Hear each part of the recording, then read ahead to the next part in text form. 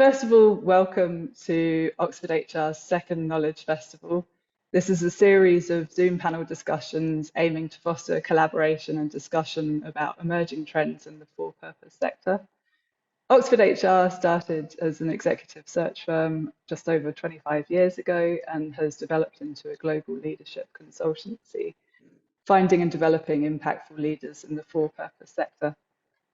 Oxford HR takes a whole-of-system approach to its work and believes that organisational culture is essential context in which leadership unfolds and on which it also impacts. So this Knowledge Festival is part of a commitment to providing expertise and thought leadership to the community. And today's conversation will focus on organisational culture in Asia, with a particular emphasis on how purpose-driven organisations in the region can enhance their impact by building enabling cultures. Joining us for the next 90 minutes, I'm delighted to welcome our panellists, Christel, Adamou, Swati, Mathur, and Wisal. Between them, they've got a breadth and depth of experience on this topic. I'll briefly introduce them now, but then I'll hand over so our panel can introduce themselves. So Christel is the director of a new office at the Office of Professional Conduct at the Asian Development Bank, where her role is to promote professional and positive workplace across the bank.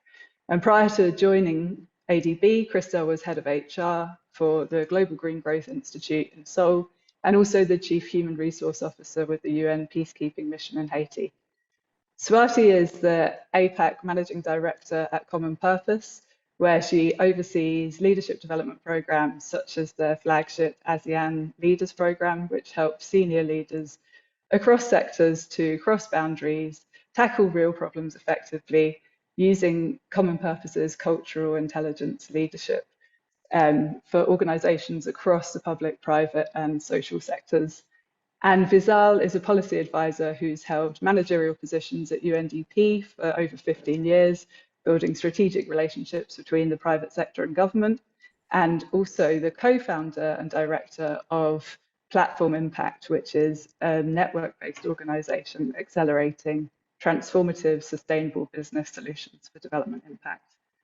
So I'll hand over to the panelists to introduce themselves momentarily. In terms of the format, we'll have about an hour for the panel discussion, followed by an interactive Q&A session. We invite you to contribute to today's discussion. Please do use the Q&A box to share questions and the chat box for any comments or contributions. We're conscious that for those of us in Asia, it's towards the end of the day.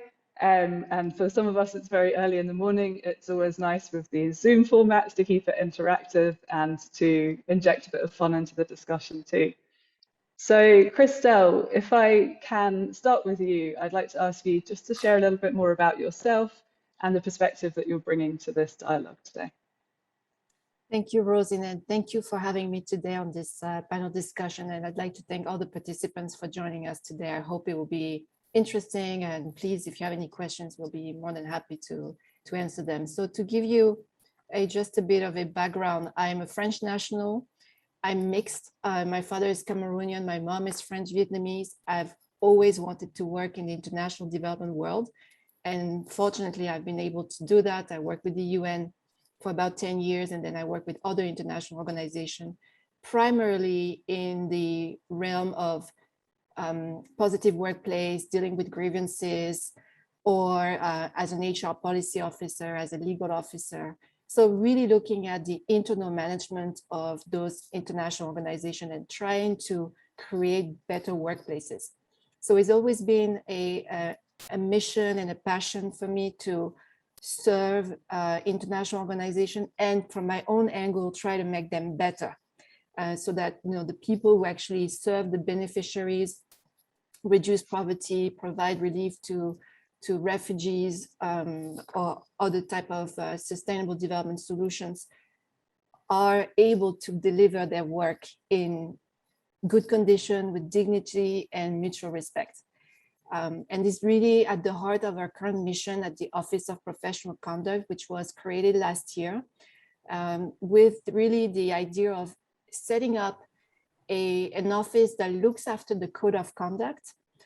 So we promote the code of conduct through outreach, communication, and training, We also contribute to the resolution of workplace concern around harassment, discrimination, and other type of inappropriate behavior or activity. And last but not least, we also conduct advice. We provide advice to staff on how they can make the right decision on a daily basis. But so all of that would be traditionally an ethics and compliance office, maybe in other international organizations or in the private sector. But in ADB, it's been thought to become much more proactive and positive in not just looking at rule-based behavior, but looking at how we can empower staff and build capacity amongst managers to create that culture, that workplace culture that should be professional and positive, free of any harassment and discrimination in the organization across the bank.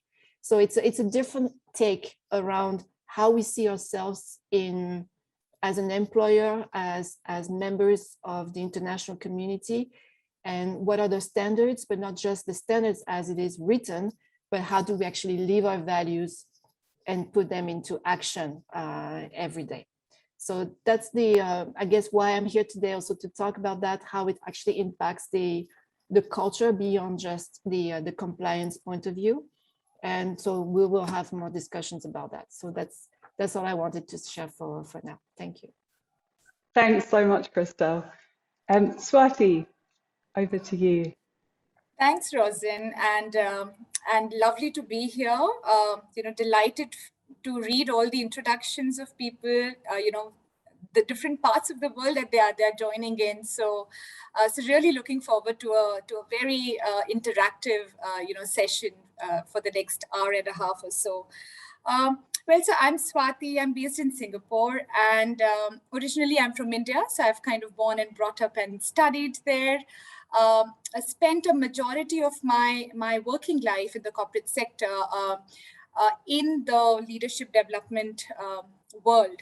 So I kind of, drove a lot of talent strategies and organization development strategies for large organizations in India.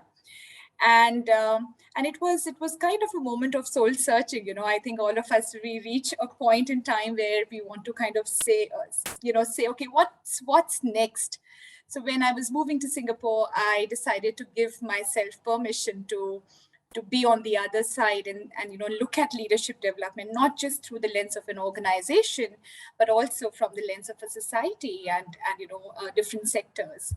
And it was an excellent opportunity for me. So I've been in Singapore for 6 years now, and with common purpose. And primarily, it has been personally for me a marriage of my purpose, with my work, and that has been what's driving me, in the region and driving my work and my thought in the region. But I think what I bring in today, and would love to hear thoughts and different perspectives, is something around leadership and organizational transformation. How can leadership be used for organizational transformation, for societal change? Because the way I look at leadership, it's not about titles and hierarchies. Leadership is basically a means to solve complex problems that we are all surrounded by, whether it's in our teams or organizations or society at large. And it's really interesting how that plays, especially in different cultures, in different contexts. So how can we, it's really interesting, the play of meeting of the interconnectedness of different contexts, and how leadership shows up every time as the means to solve complex problems that we all face today. So yeah, that's a bit about me, Roisin. Thanks so much, Swati. And Wisal, if you could share a little bit about yourself and how you're coming into this conversation today. Sure, yeah, thank you, Roisin, and good morning to all. Good morning, Christel and Swati. Super happy to be part of this discussion. So my name is Wisal. I'm a French Cambodian, and I'm the co-founder and director at the Platform Impact. And So platform impact is basically indeed the network-based organizations that what we try to do is to craft, I would say to handicraft business models that respond to urgent needs in terms of development challenges, in terms of poverty, in terms of access to energy and waters and anything that matters to people, and to make this society a little bit more just and fair. It's a company that is based in Asia, and we're looking at transformative and disruptive innovations that can really bring impact to the ground and to the people and to the community that we try to serve. As I said, in handicraft, so we do, we call it artisan of the development. So we do it with our hands, and so we don't do many of them, but we try to do the best of them. So and that brings really transformations in those critical sectors. I'm also a long-timer UNDP staff. I've been working in different regions in different countries, trying to do what I like to do in a way, and trying to bring some innovation and some partnership in the way how we do business in the development sector. And so I'm currently a policy advisor and a partnership advisor for UNDP covering Asia Pacific. And what we try to do is also to looking at different new mode of governance and the new way of doing and how we actually address complex development challenges from a different angles and different way of organizing ourselves, in different way how we partner with different organizations and stakeholders. And prior to that, as you noticed my French accent, I was also part of was working with the French Ministry of Foreign Affairs quite some time ago, doing some French stuff in different countries. But I'm super glad to be part of it. And what I bring actually, I guess, to the discussions today, what I would love actually to exchange with the different panelists and the audience is really looking at how, when we get out of this pandemic, what are the key actually trends and experience that we're seeing in the region, in the Asia Pacific, in terms of rebuilding the new normal, and also looking at the new opportunities, given the fact that this pandemic has opened a lot of eyes in terms of the new balance and the new normal in terms of accessing to digital technologies, in terms of accessing to certain public goods or public services. And so it's really trying to how we actually redesign the entire systems in terms of organizations, either public organizations, private organizations, for profit or non-profits, is really trying to see this movement happening in Asia in terms of rebuilding the different countries and the different communities as a post-pandemic, I would say, time. So yeah, super happy to be here, and I'm tuning in from New York, so it's a bit early for me, but I hope that my eyes will be open, and I'm super excited to be here. Yeah. Great. Well, I hope you've got your coffee beside you. Thank you, Wisal, for the early start. We appreciate it. I think, Wisal, that's a really really nice lead into a conversation that we were having just before opening the call. And I'm conscious that Swati's come from a day of focusing on the future of work, and your comments around, post-pandemic and the direction of travel are really interesting. So maybe if I can ask all of you this, but maybe stepping first to Swati, how do you see regional organizations building upon the remote working models that we've adopted during the pandemic, and where do you see the opportunities arising from that? Sure, Roisin, absolutely. I think, managing the whole remote working piece, which is now the new normal, people have been doing that for the longest time. and there isn't going back. There will be, but the hybridity nature of remote working will exist. And that has been top of mind for a lot of people because and organizations, because it hasn't, for some it has existed always, before the pandemic as well, especially in the tech sector. But for a lot of organizations, that wasn't the the normal. So I think one of the things that that a lot of organizations are looking at and have upped the whole thing is, the distinction between physical distancing and social distancing, right?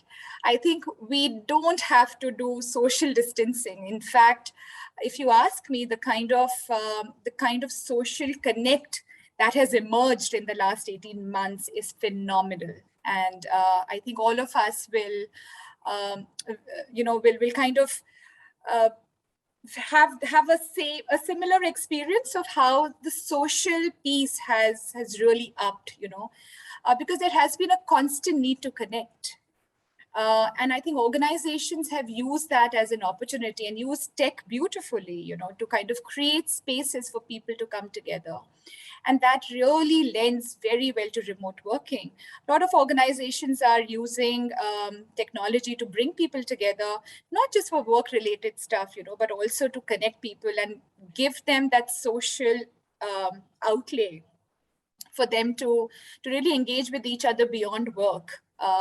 Especially now, even a lot of countries are still under lockdown and restrictions, including Singapore.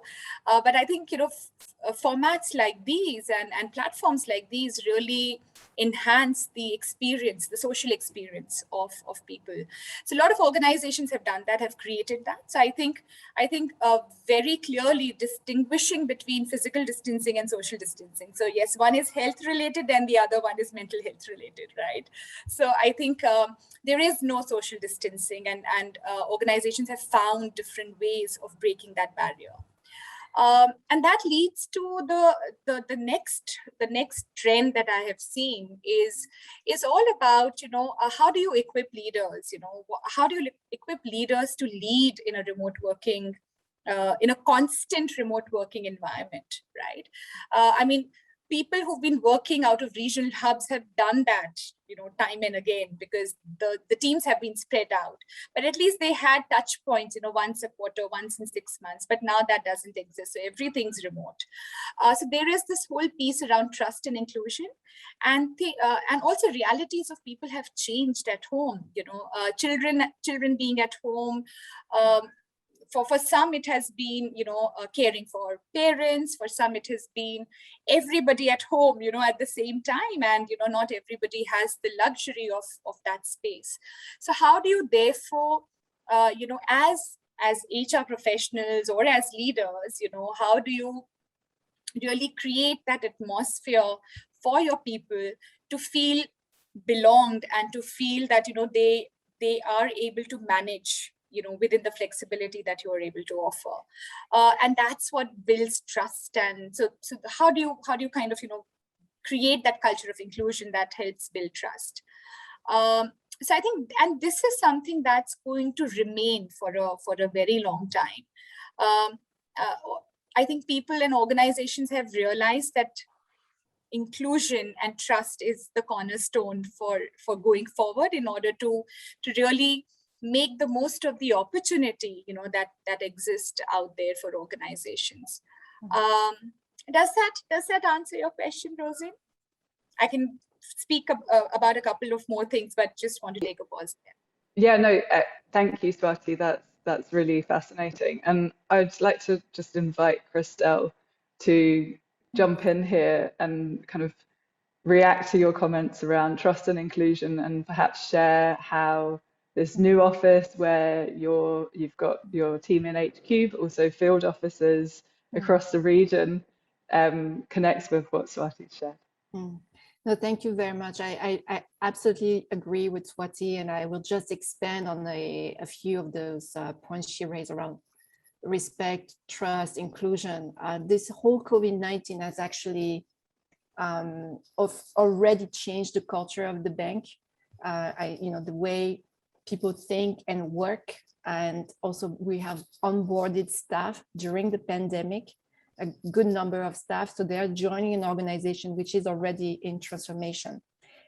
In the meantime, we've had a culture transformation initiative where trust became the second of 3 values for ADB. And so I absolutely agree with Swati. There's something is happening which is very deep, which is very transformational. It's a great movement, and we are banking on that to sort of maybe challenge the traditional bureaucratic maybe challenges that the bank may have had, or any other organization, not only on the type of jobs that can be actually done remotely, the physical setting, the opportunity to attract greater talents if they can work remotely. And I would also like to emphasize that for many, this COVID working remotely has been very beneficial in terms of breaking the barriers of gender bias or any other type of bias, because suddenly people don't really meet in person and they meet over Zoom, and it gives them more space to actually be themselves, be confident, etc., beyond just the appearances. So there's a lot of opportunity here to actually really change and transform the way we work together, not just in processes, but also the way of doing things, but also the physical setting, and with a lot of opportunities for a greater impact on attracting talents, being more inclusive, and being more respectful in general. So these are for the opportunities that we see, and we want to continue working on that for going forward. But for managers and leaders, there's a great opportunity here to really think the way people work together in general. So I'll stop there unless there are maybe other questions. Maybe Wisal has more insights as well. Yeah, should I just jump in? Yeah, thank you, Christel, Swati, and just to follow up a little bit on this trend that which is indeed extremely important for international organizations when it comes to trust and confidence to the leadership and to the managers. I think what also came out from this pandemic and from this crisis that we all have to cope with, the emergence of what we call the platform economy, in a sense that more and more now product or services, whether you want to buy or purchase something, it goes through a platform. Major companies around the world are platform-based economy. And that's something that really came out very strongly through the pandemic, in a sense that the emergence of those companies that decided to get into the platform concept, but also the customers and the users.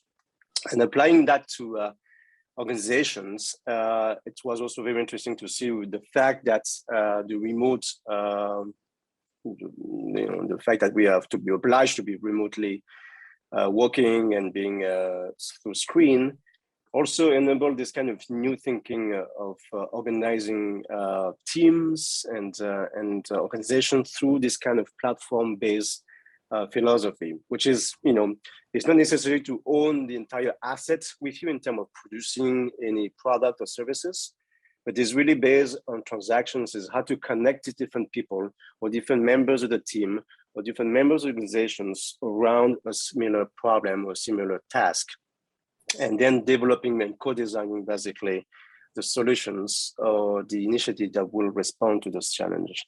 So we've seen this kind of movement from the economy as a whole, but also towards the organizations, public and private, where you can see that this collective thinking, this space where leaders and managers and organizations have to create to enable their peers to really go beyond the screen and because the fact that we are not now anymore in the office. So those artificial barriers, in terms of the office, create those silos and therefore impact the entire culture of the organizations, which is extremely important when it comes to productivity, but also the dynamism of the organizations. So I think there's this, because of the digitizations, because of the pandemic, there's a new thinking in the organizations on how we organize ourselves around basically what we can call, platform thinking, and where co-design, where collective intelligence can really come in, because now we've been in New York and Singapore or somewhere else around the world. So the distance doesn't really matter. It's basically now our brain, our cells that are connected, but for the good purpose, I would say. So I think that's a new trend that I see, and that I think that is a huge opportunity that coming out from the pandemic, because it can be also applied to the public organizations. And we see through the entire pandemic, the fact that local governance and countries have been under extremely pressure to actually deliver, public services like a mask or vaccine or whatever thing. So they've been under huge pressure that hasn't been tested since, I guess, the World War. So I think there's a new opportunity in how we can actually leverage all those system thinking and collective thinking towards a much better, efficient organizations that really can provide services to the new demands of the users and the people and the staff. So I'm putting in the same basket staff, users, and beneficiaries. But that's the idea: is that how can organizations respond to the ever increasing complexity of the demands that employees, that beneficiaries and users are expressing. And they do not shy anymore to express what they want and what they actually will want to achieve. So I think it's important that we also look at that kind of structure. I believe that indeed the trust and the confidence are the essential oil, I will say, to make this entire infrastructure running. But there's this new design of organizations based on culture that I think is very interesting to witness, I would say, in this region. Thank you, Wisal. Swati and Christel, I could see both of you nodding whilst Wisal was speaking there. Would you like to step in to respond to what he's just shared? Christel, do you want to go ahead first? Yeah. Sure. No, I like the perspective of Wisal on coming from the private sector, because actually now it seems like the lines are not blurred anymore. I'm blurring it now. There's no more very traditional public sector organization and private sector. It's a bit of mixed, and even our ADB has a private sector department, and we're looking to be much more dynamic in this area. So you can see that there is now more agility across industry, across sectors, and that's a fantastic, I think, outcome of this COVID-19. There's much more collaboration in a way, or less silo thinking than before, especially for the more traditional setting. That's an observation that we've seen also very concretely on a day-to-day basis. Still ways to go, but definitely has a big step forward. People have changed their mindset about what is it to collaborate, what is it to be innovative. Do I have more space to take action or propose new solutions than maybe before? So that's why I was just really nodding as well. Thanks, Wisal. I totally agree with Christel's observation of Wisal's sharing. And absolutely, I mean, fundamentally, our work is across sectors and across, specialisms, across functions, across generations, So that has been a fundamental cornerstone of what we believe in and what we work. And what we have seen is absolutely a greater acceleration in the way sectors are coming together, to solve problems, because I think especially when it's very hard not to allude to pandemic, because we are all living that life right now. Mm-hmm. So especially in the pandemic world, I think collaboration is the only way to kind of solve some of these complex problems, and it's not just the health crisis. there is so much of collateral on the side, that has emerged as a result of the health crisis, whether it is in terms of industries getting affected. I mean, tourism is a big one, getting affected, by the crisis, but also on the positive side, newer ways of working and newer interconnections, that have emerged are fantastic, and those are the opportunities on which I guess organizations have to be ready and future ready to really make the most of when these opportunities reveal themselves. Roisin, if I may add just one point, it's about the duty of care.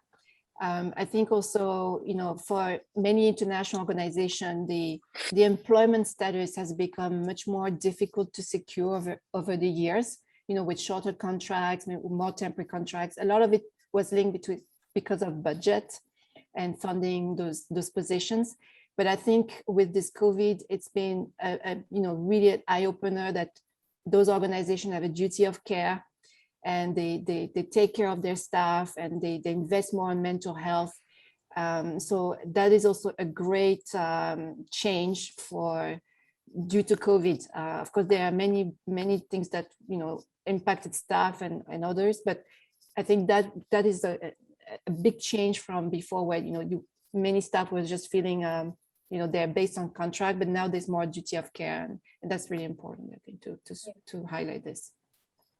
Yeah, absolutely. And just, while I'm listening to, sorry, Roisin, just one last point. While I'm listening to all of this, what thought triggers in my mind is that, this is really an inflection point, right? If we do not use this disruption that has happened in the world, if we do not use this disruption to really look at and create opportunities, so this is a true inflection point. And I think that's where organizations are looking at everything, and we need to start questioning the basics, right? So whether it is within an organization culture, so what is the new culture, right?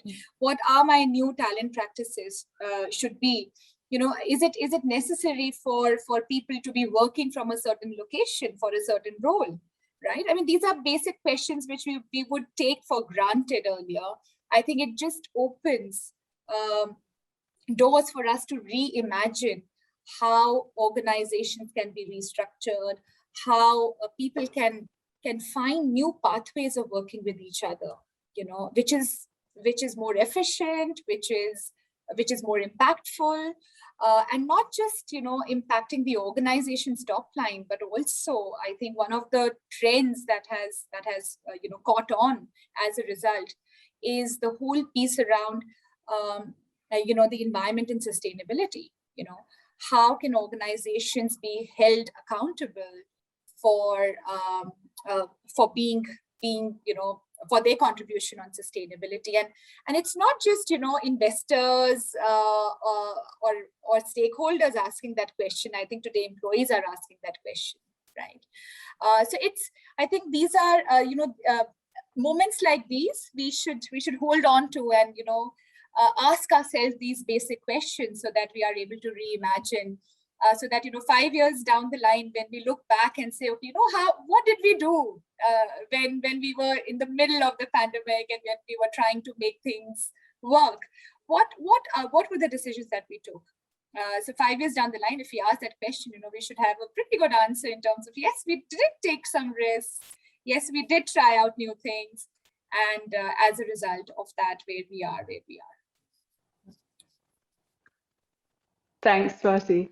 And just building on that question, would any of you like to share any examples from either your own organizations or organizations you've worked with, where there's maybe already been some reflection on Swati's question about the measures they took, and where you're seeing some early kind of success stories coming through that we could look to?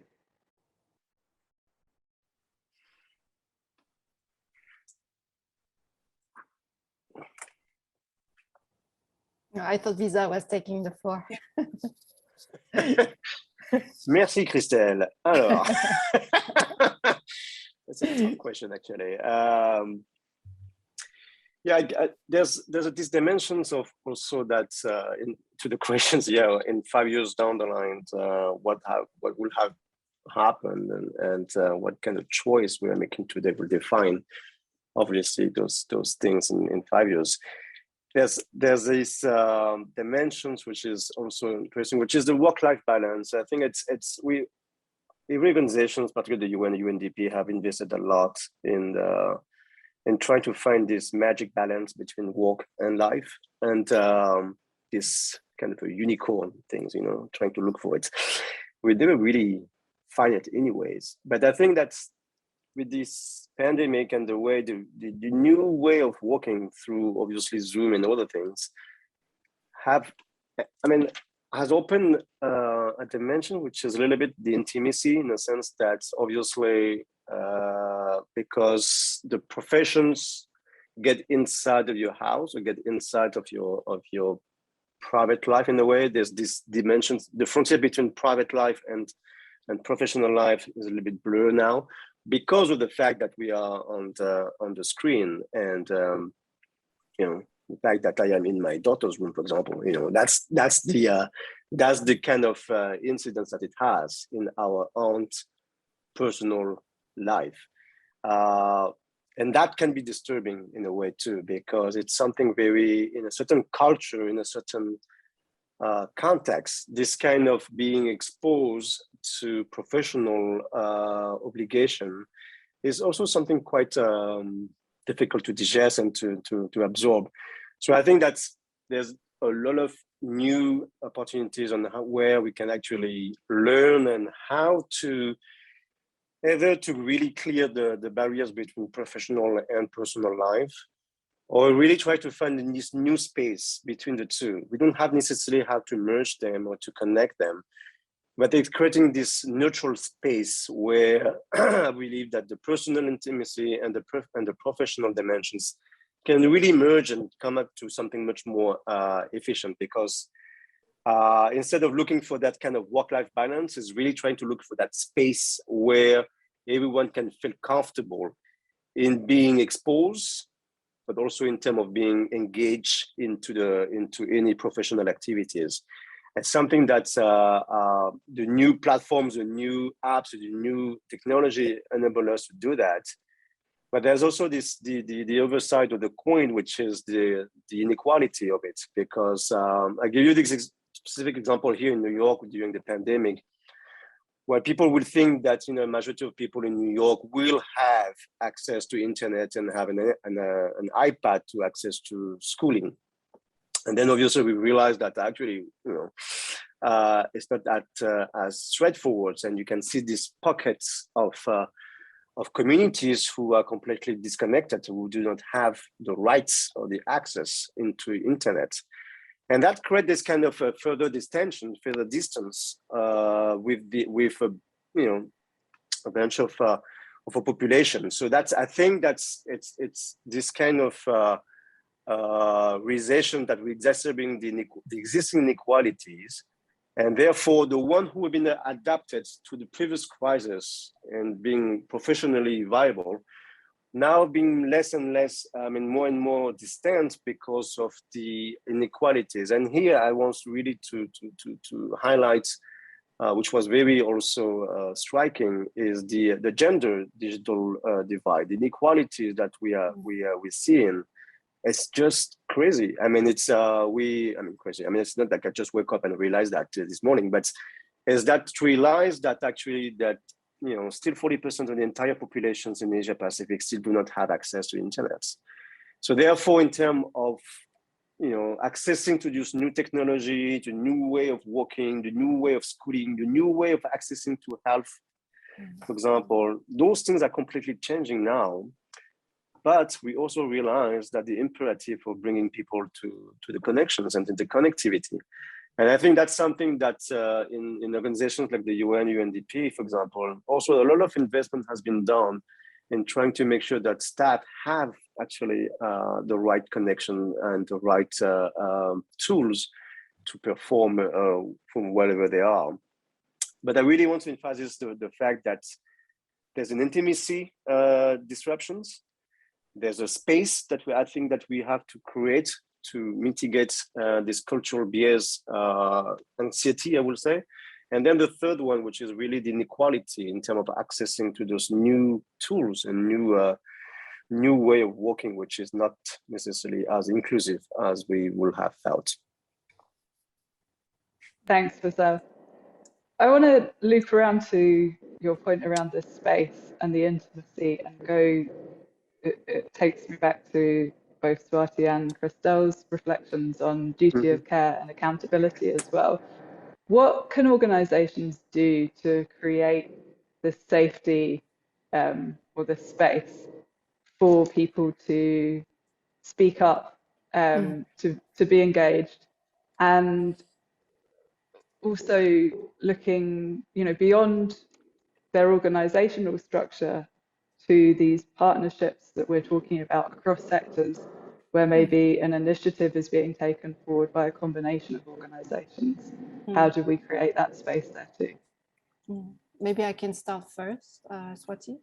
Yeah, absolutely. Okay, great. I'm happy to share maybe a couple of initiatives that we have started late last year and in the middle of the year, and are maturing, and that's as a result of this COVID-19 situation. The first one is building a group of peer volunteer staff who are actually, staff helping other staff members around, listening to their workplace concerns. They act as a bridge between us, Office of Professional Conduct, and the day-to-day reality of staff in departments, in offices, in the field at HQ.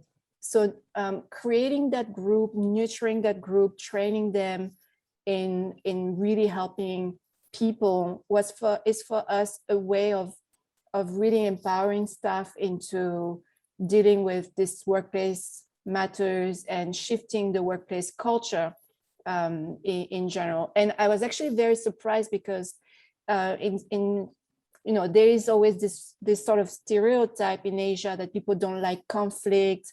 They don't, those things are very taboo, like harassment and discrimination. It's really goes underreported, and nobody talks about it, even if they've seen it or even experienced it. And the data shows that. But so we were surprised when we called for expression of interest among staff. Would you like to volunteer and help us tackle those issues and be a sort of a first focal point for staff to talk about those issues, like friends, trusted staff? Are you willing to do that? And we received really a good number of staff who wanted to volunteer and have actually been committed and have a genuine interest over almost a year now to do that.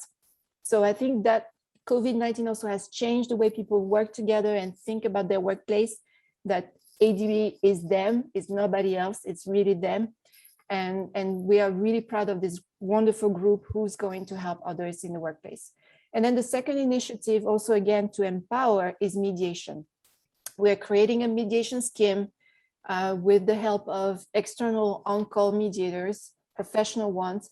They're going to help staff deal with workplace concerns. So we are empowering them because the solution will come from the staff and not from a conciliator or an external person, but really from them. We'll just facilitate those resolution of workplace concerns amongst them. And I think also there were some attempts in the past to create mediation in ADB, but it didn't really work. And I think this time we have a proper professional scheme coming up.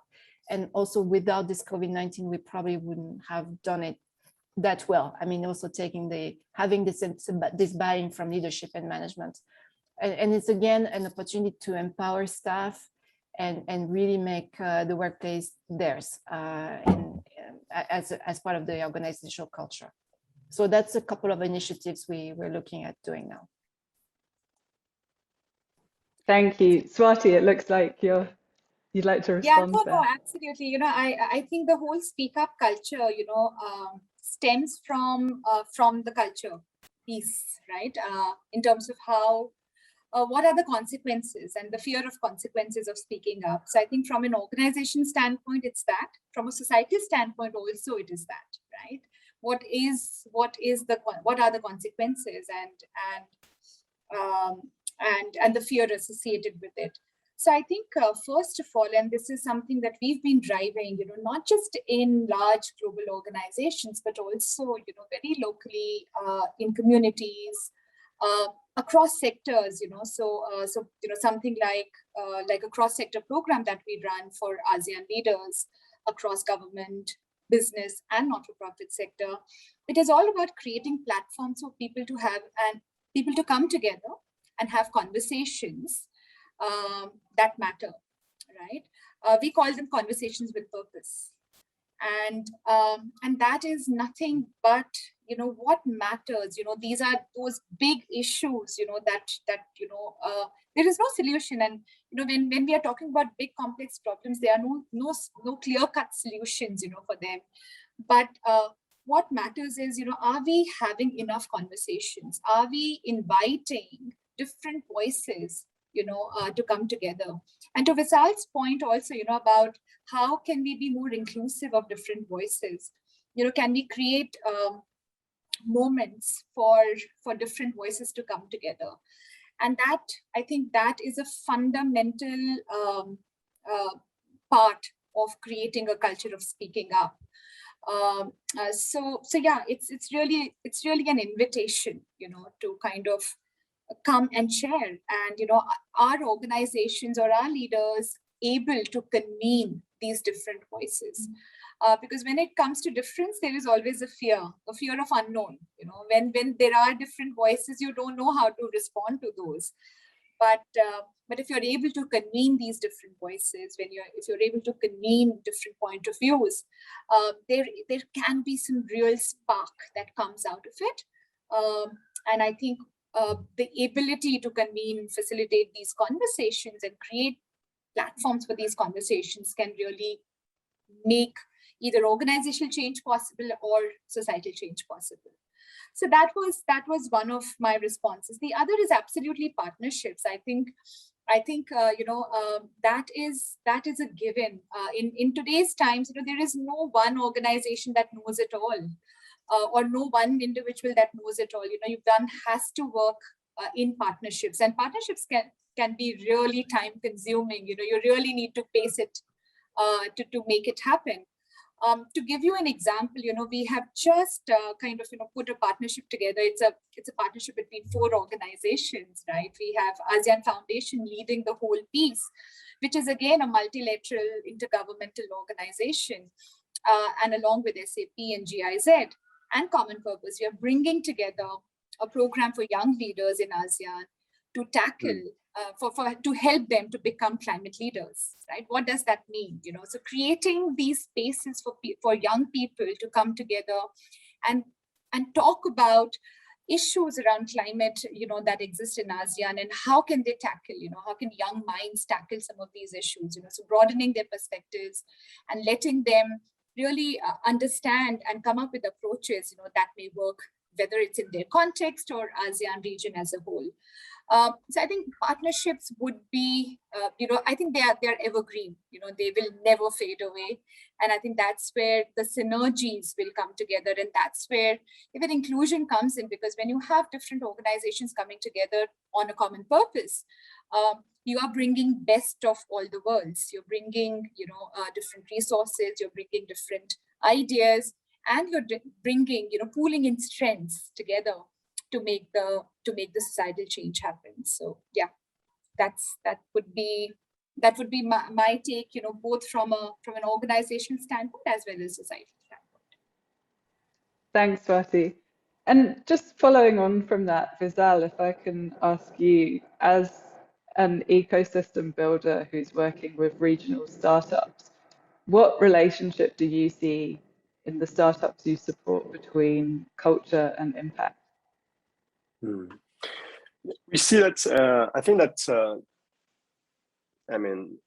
it's a very difficult question, because there's different aspects of that. But the culture of impact is, I think it's really trans boundaries in a way that it's a universal. Is that I believe that in every part of across the board or every part of the world, people are generally towards, positive impact or geared towards creating or engaging towards positive impact. I don't think there's probably less and less people who wants to destroy the world than people who wants to save the world, I think. So that is somehow optimistic in a way. So I think that's the culture of impact is something which is across the board, and regardless of the culture or the context, I do believe that people actually are gearing towards positive dimensions. Having said that, there's obviously a lot of context to that, because is the understanding of what impact means, and also in a way, how do we try to measure those impacts and trying to actually convince the other partners about the impact that one is generating, as a company, a startup, or a non-profit organizations is pursuing. So I think it's important to look at the different ways, and then it's not only to speak up, but it's also to act up. So in the sense that organizations with whom we're working, for example, do have the ability to speak up in the term of raising and advocating for the impact or for the transformation that they want to see. But what is often missing is the space again for them to act. So therefore, the partnership, as Swati was mentioning, is extremely important. So because it's not only the way how we perceive the impact, but also how the other partners are perceiving it, and perception matters at the end of the day. So I think that's important that we have that kind of space where we can create those partnerships. And I think that's what comes from, at least from the cohorts and from the partners with whom we're working with, is that they really understand that to thrive to this new world, this new environment, you cannot do by yourself. I mean, it's not like you will be doing on your corner. It has to be in a consortium. It has to be in a kind of a collective engagement. So that's very strong in terms of feeling. Is that not a single. We have this myth that through our readings when we were young, for example, there's one guy who's gonna come up and gonna save the world with his beautiful horse, and The thing is that the reality is that it's not a single person, but it's basically a group of people or a movement or a community that will actually make the impact. So a community, for example, of impact-driven companies or impact-driven organizations is what we're seeing right now happening and growing very fast in the Asia-Pacific region. So there's a real strong commitment and movement from those organizations. And we would really understand the consortium business model is that it's not only between, for example, partnering with one agency like UNDP and ADB, for example, but there's also how the three of us, ADB, Common Purpose, and UNDP, is those mutual benefits that we can actually leverage by partnering together. So it's not only bilateral, but it's multilateral in that sense.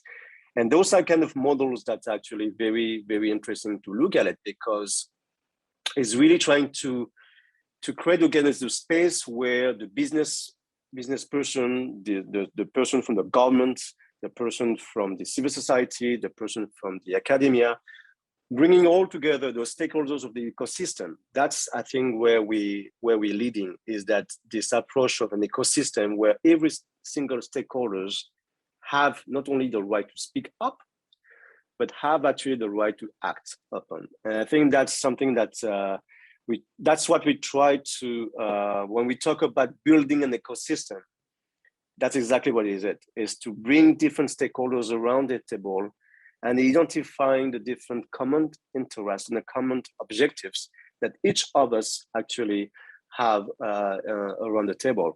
So it's really trying to push this model of consortium as that to the next level.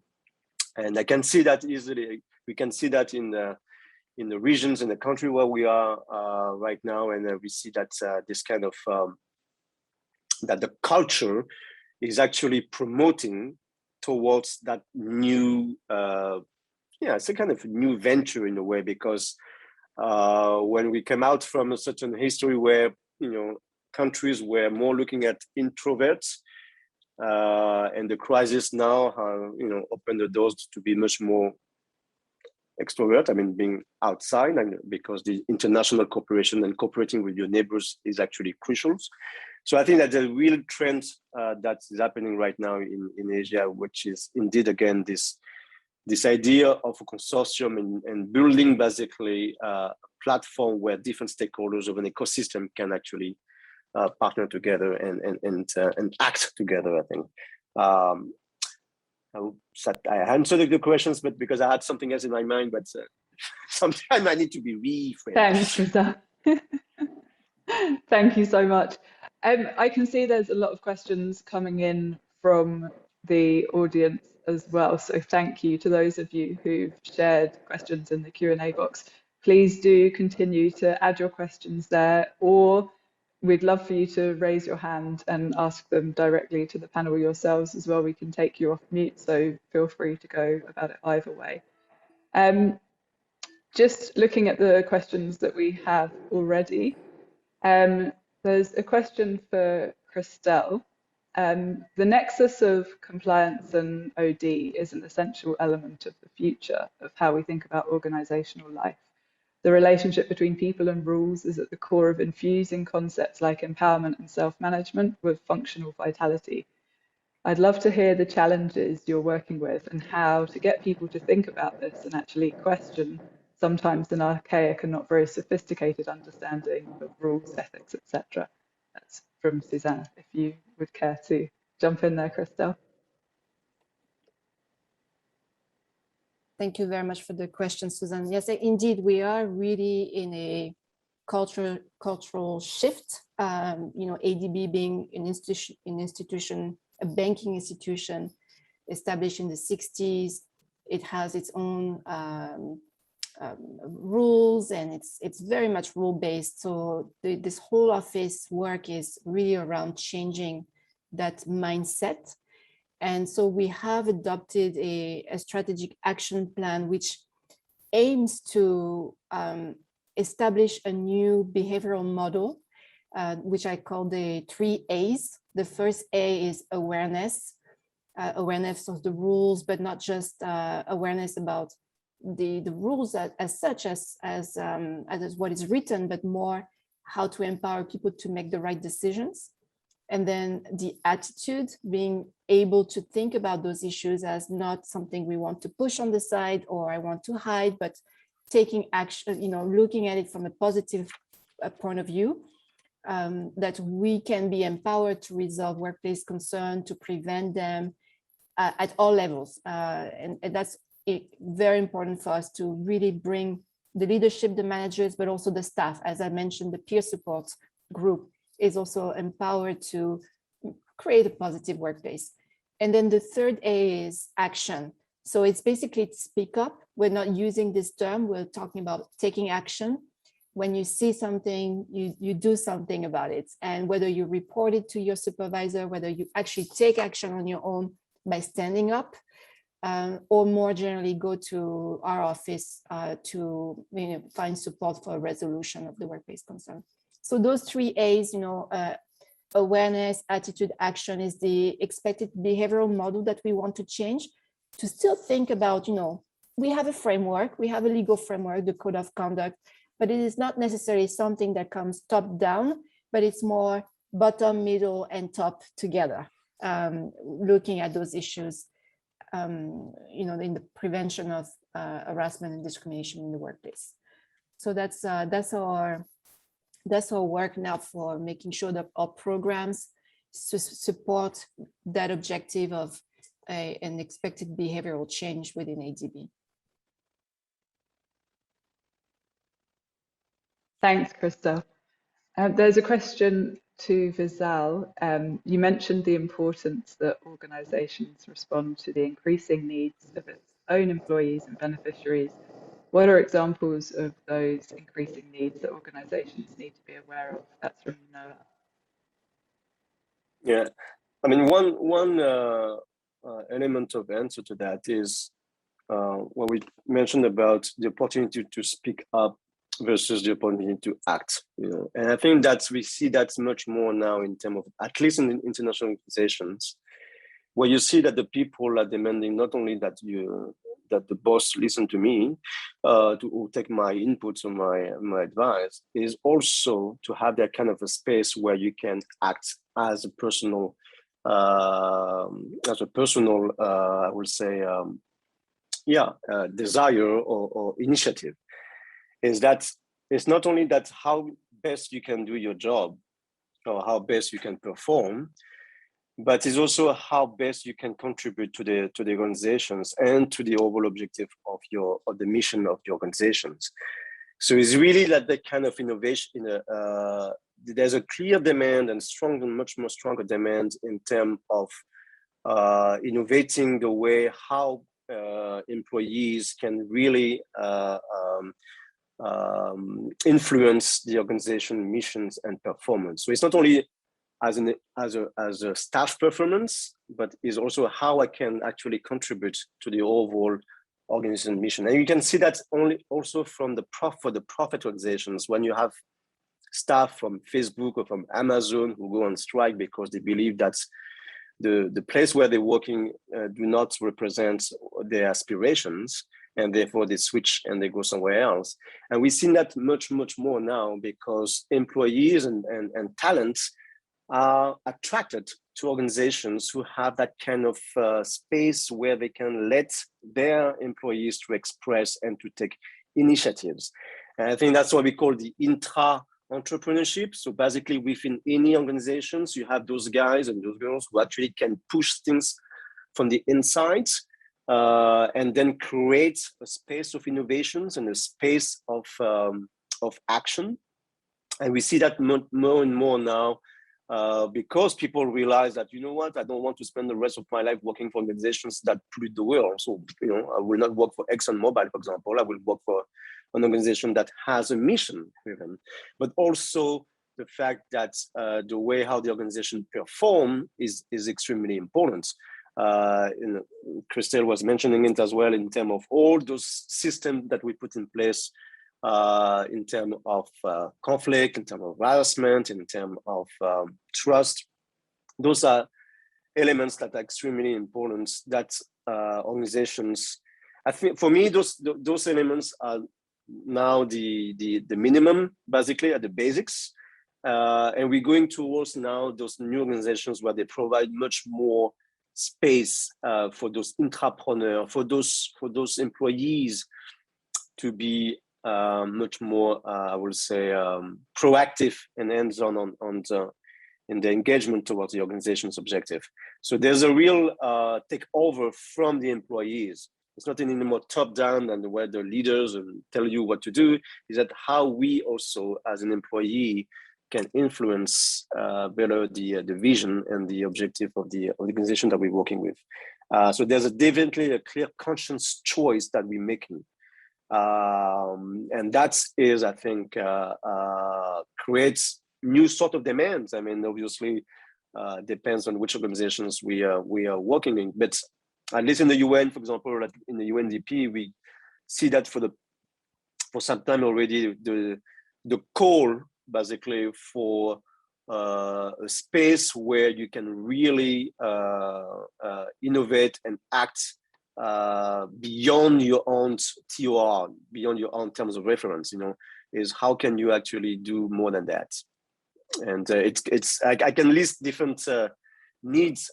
It's not only the point of having a ping pong table or a coffee machine next to the next to the lobby, but it's also how we create this space for the employees to get more engaged here. Thanks, Wisal. And there's a question for Swati. Could you share an example of working with an organization on leading beyond authority, which is an element of your leadership development? Thank you. Sure. No, happy to. So, leading beyond authority, let me just, quickly take you through what it means.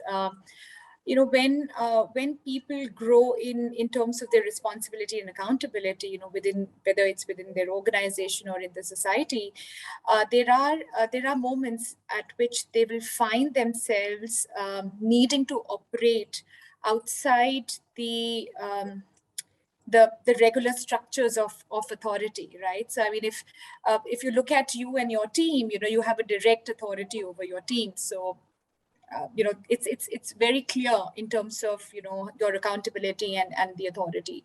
But once you start moving out and you're kind of looking at society at large, it changes, and therefore the mindset, the skill set that's needed to kind of make connections, make collaborations happen, work with different sectors, work with different industries, is very different. So what works in a smaller setup may not work, when you're working to create change at a societal level.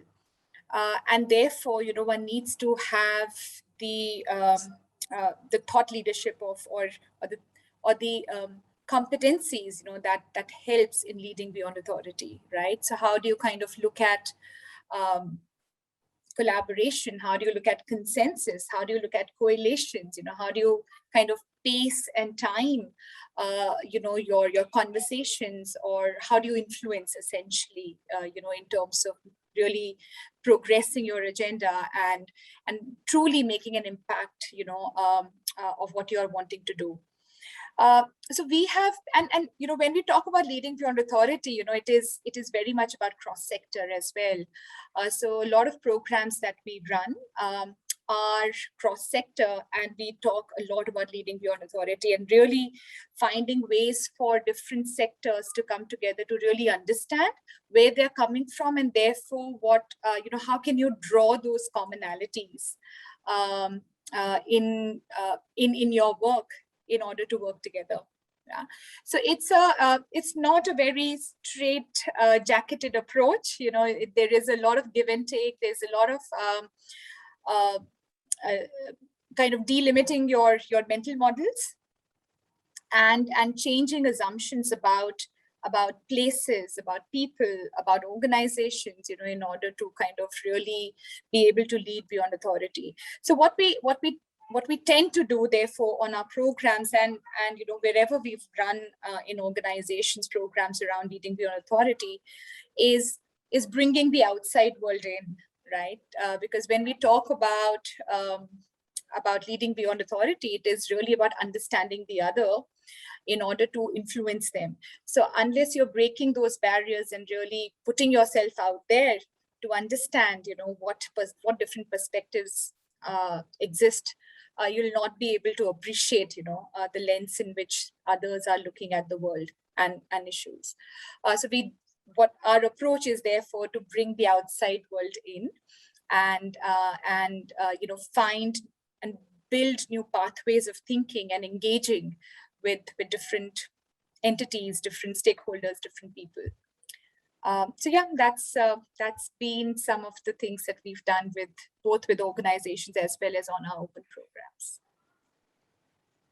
Thanks, Swati. That's really fascinating, and I think it's really interesting to see this theme coming through from what all of you have been sharing around how culture is also transcending the organization, as an entity, and it's kind of supporting and underpinning some of these collaborations or consortia linked around this shared purpose or impact. There's another question that's come through that it would be good to come back to, around, could you share some real examples of how organizations have enhanced inclusion through trust? Absolutely, that's my pet. I think inclusion is such an important thing for organizations, especially in these times, because inclusion is not just about the fault lines of gender or culture or ethnicity. I think it percolates down all the way to to individual identities and the privilege that comes with it. So how can organizations help to create that environment of psychological safety where everybody can bring in their identity fully, and without being awkward about it.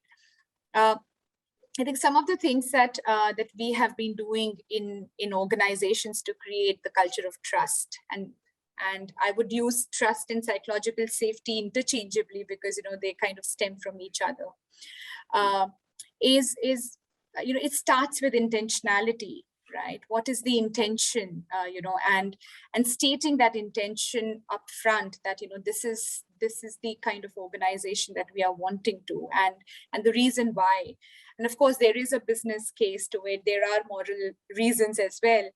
But I think at the core of it, it is about where is the fun if everybody is homogeneous, right? So it's only when you embrace difference, there is so much of color that comes into our daily lives in terms of working with teams from a multicultural background to working with clients from a very different background, and I think that's what is fun. And if we keep on shunning and if we keep on gravitating towards our own, then it just hinders our ability to really solve problems and to solve problems for our organization, for our teams, and for our clients. So I think that is the piece around intention. And now how do you do that is absolutely about creating platforms for conversations. So we've been running the whole series of conversations with purpose with organizations for different groups, intergeneration, interfunctions. In some cases, we've also invited their vendors. Organizations have invited their vendors to be a part of those conversations as well, so that they are able to, kind of understand each other's views.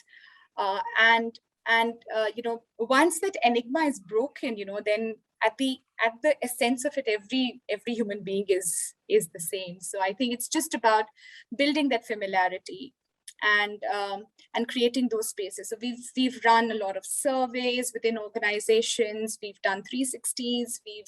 We've held conversations with the leadership teams. We've also brought in external people to come in and share their stories. And create those aha moments for employees to kind of look at themselves and say, okay, what are those mental models that I need to break in myself to be able to embrace inclusion. I'll stop because it's very hard for me to stop when it comes to inclusion. So. Thank you, Swati. Christel, there's a question which I think it might be helpful to put to you from Stephanie around how COVID impacted recruitment. And I know this is something you touched on earlier around the opportunities there. Could you expand a little bit more on that? Mm-hmm. Thank you. No, true. Thanks, Stephanie, for the question. So the first thing is many organizations have not stopped recruiting during this pandemic. So they've been recruiting remotely. And it means also that people never actually step in the Asian Development Bank. And it's a very interesting phenomenon because suddenly there is more space for people to be themselves, but also a little bit more struggle in how do I reach out, how do I network, etc. But one of the greatest benefit of that is that, especially when you have to move across the world to take the job in Manila or in other places, it has given some time for people to make that transition and so especially for women and others who had some particular challenges at home, had to take care of children, elder, is giving them the opportunity to start the job while taking care of their personal matters at home. It has also given an opportunity for HR to think how we're going to continue recruiting, because traditionally we will be looking at talents to physically come to Manila, and Manila is a great place to work and live, but it also comes with challenges for some people. So it is an opportunity now to think about are we going to continue bringing people to Manila, or would it be an opportunity to recruit them from other locations? I know some NGOs do that. They advertise with multiple locations, and depending on where you are or what's your preference, you will be recruited for that. So you don't necessarily need to drag people all the way to a very different location. So I think for talent outreach, talent recruitment, there's great opportunity for more diversity, more flexibility, more agility, and definitely more diversity in the end. And diversity means more innovation, more inclusion, more, a better organization in general. Thanks, Christel. Wisal, there's a question for you, which I'm conscious is a huge question. And I'm also conscious that we're kind of in the final 10 minutes of our conversation. So if I can ask it and then just give you a couple of minutes to respond to it and handle it how you can, that would be great. So it's a question on building on your reference to the broader social dynamics in which organizational life unfolds. I'd love to hear your thoughts and observations about what's happening across the continent. What are the wider socio-economic influences on organizations across the region? That's from Suzanne. Wow, okay. Thank you, Suzanne. Ooh, that's yeah, indeed. It's how long? 2 minutes, 3 minutes? Okay. There's, as an element of answer to that, I think that's what we've seen also as an exit of the pandemic. There's a resurgence of the of a call, I guess, for more scientific analysis and data-based, I would say, decisions or data-based policies. That's something that come out very strongly. That's coming out very strongly because I think that's in a time when we're living that anyone can improvise to become a doctor or an expert on vaccine. There's a lot of people who one morning they improvise themselves as a vaccine expert.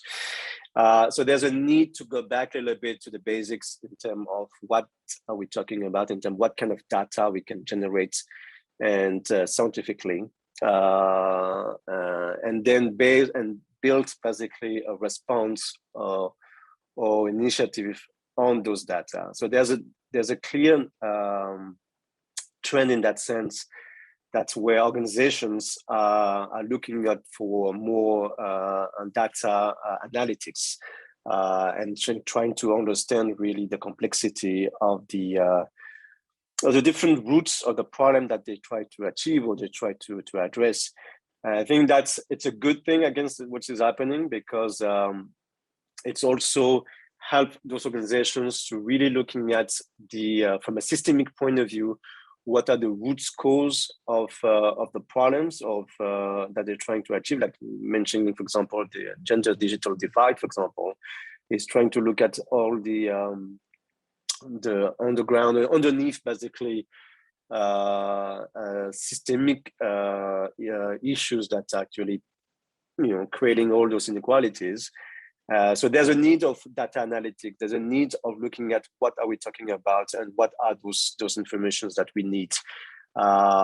Because indeed, engaging into a system engagement or system transformations is not based. It should not be based on only on the visionary aspect of the soft dimensions of a leader, but it has to be built on data analytics and in order to really convey the right messages and the right solutions to the problem that try to face.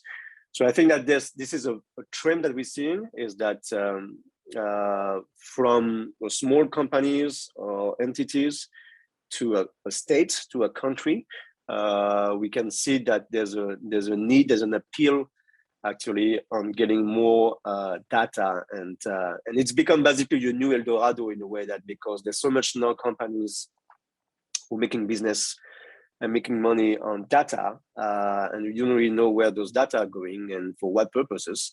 So I think that's a huge debate and a huge discussions around the data privacy, the data protections, when we are engaging into this data collection. So I think it's going to be very interesting to see in the next, I think, 10 to 12 months, 16 months, I would say, these new discussions happening in the regions about data privacy and data protections, because it's now that we're all online and we're all sharing our data, those issues are becoming more and more very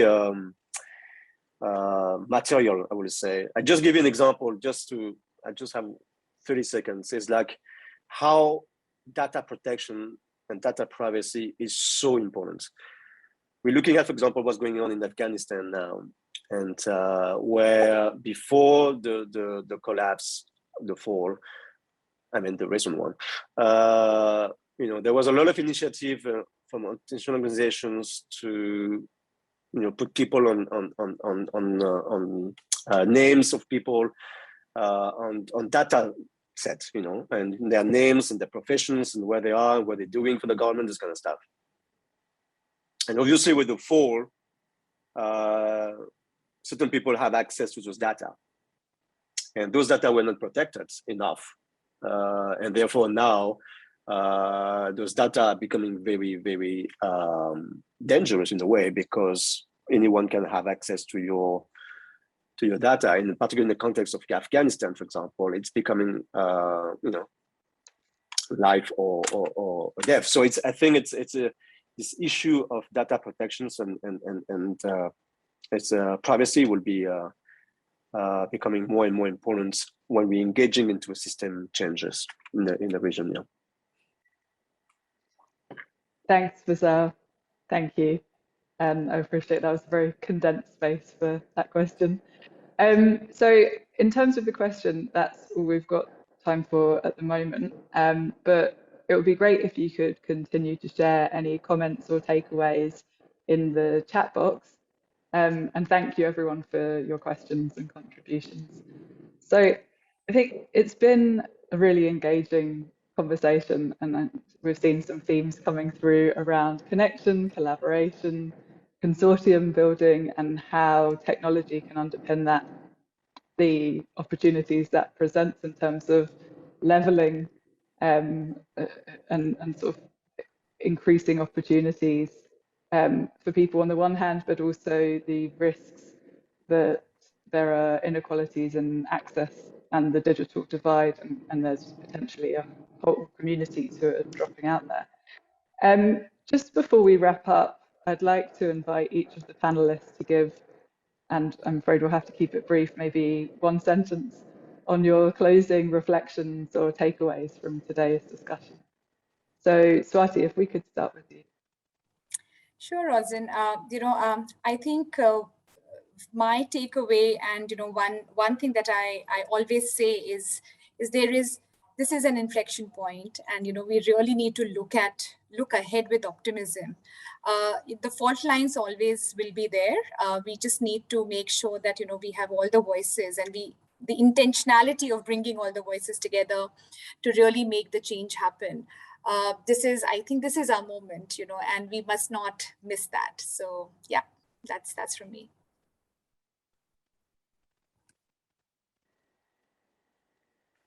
Thank you. Christel, could you jump in? Thanks, Roisin. I think for me, it's never been more clear and obvious that culture eats strategy for breakfast, the famous saying, because, if we can have strategies for medium, long term, all of this can just go and blow with, a COVID, the pandemic, maybe next time there'll be another crisis. But the culture, which seems to be always in movement, is actually the only thing that is really stable.